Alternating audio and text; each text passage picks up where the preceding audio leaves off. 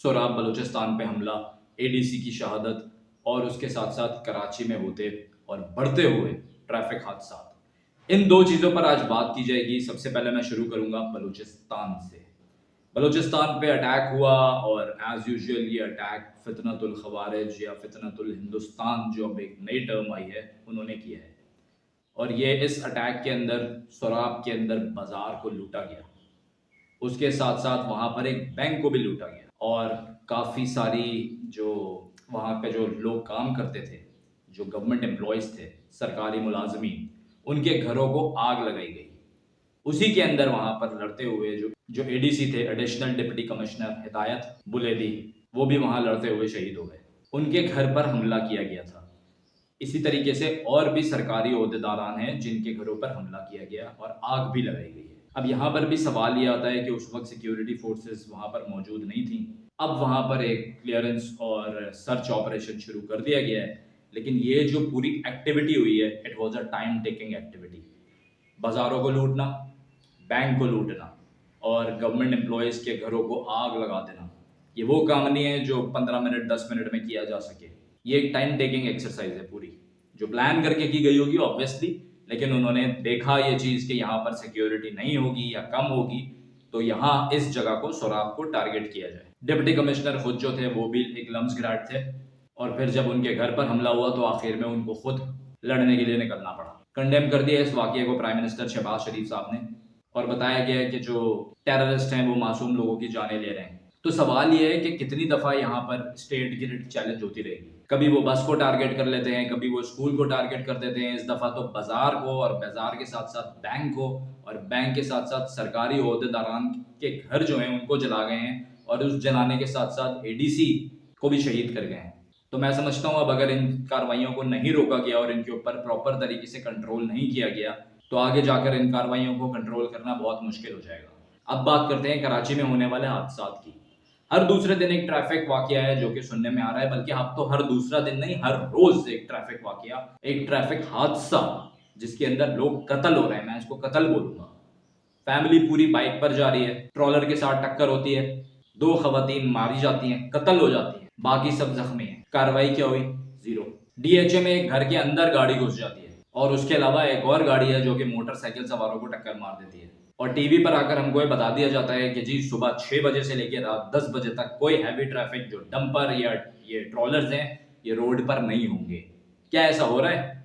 और अगर हो रहा है तो फिर ये हादसात की वजह क्या है? बहुत ज़रूरत है इस वक्त सिंध में, बिलखुसूस कराची जो सिंध का सबसे बड़ा शहर है, वहाँ पर ट्रैफिक लॉज को प्रॉपर इम्प्लीमेंट करने की, प्रॉपर चेक एंड बैलेंस रखने की कि किस वक्त कौन सा ट्रैफिक चल रहा है। कि ट्रैफिक तो चल रहा है लेकिन जो चलाने वाले हैं गाड़ियाँ, क्या उनके पास लाइसेंस मौजूद हैं? और वो अगर लाइसेंस मौजूद हैं तो वो उन्होंने सही टेस्ट देकर लिए हैं या किस तरीके से लिए हैं? इस बात को भी मेक श्योर बनाइए। जो लाइसेंस ऑफिसर्स हैं वहाँ पर जो अमला बैठा है, वो कौन लोग हैं, वो कैसे काम कर रहे हैं, क्या उनका प्रॉपर चेक एंड बैलेंस है? जब टेस्ट देने के लिए कोई आता है, वो ड्राइविंग टेस्ट लेते हैं, वो उसका मेडिकल चेक करते हैं।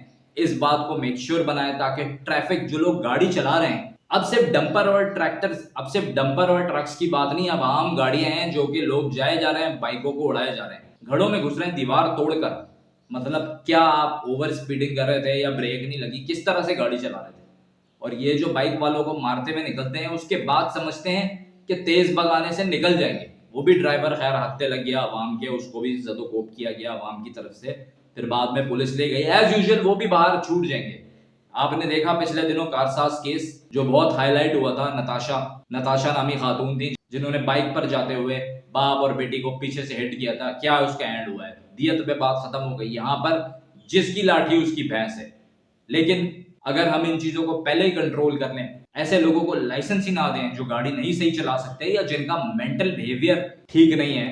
आज आप सिर्फ ये नहीं कह सकते कि यार ये बंदा फलाना नशे में था और चूंकि ये एक ट्रक ड्राइवर है या बस ड्राइवर है, इसका लंबा रूट होता है, तो ये अगर कुछ मुंह में नहीं रखेगा तो उसके लिए चलाना मुश्किल हो जाएगा। आज हर बंदा नशे में नजर आएगा, कोई ताकत के नशे में, कोई इक्तदार के नशे में, कोई अपने बाप के बड़े ओहदे के नशे में। गाड़ी में बैठे बस यूं करके बैठेंगे और उसके बाद सड़क को समझेंगे कि सड़क खरीदी हुई है।